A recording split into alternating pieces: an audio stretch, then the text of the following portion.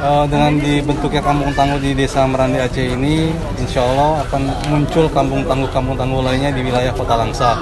Mengingat masa pandemi ini kita masih banyak membutuhkan ketangguhan baik di bidang pangan, ketangguhan di bidang kesehatan, dan juga ketangguhan di bidang Kamtibmas maupun di bidang kemanusiaan. Oleh karena itu juga kita meminta kepada seluruh masyarakat Kota Langsa ataupun kepada seluruh aparatur pemerintah desa untuk bisa membentuk kampung tangguh lainnya dan bisa memberikan contoh pada seluruh wilayah di Aceh bahwa Kota Langsa sudah tangguh dari pandemi COVID-19. Terima kasih.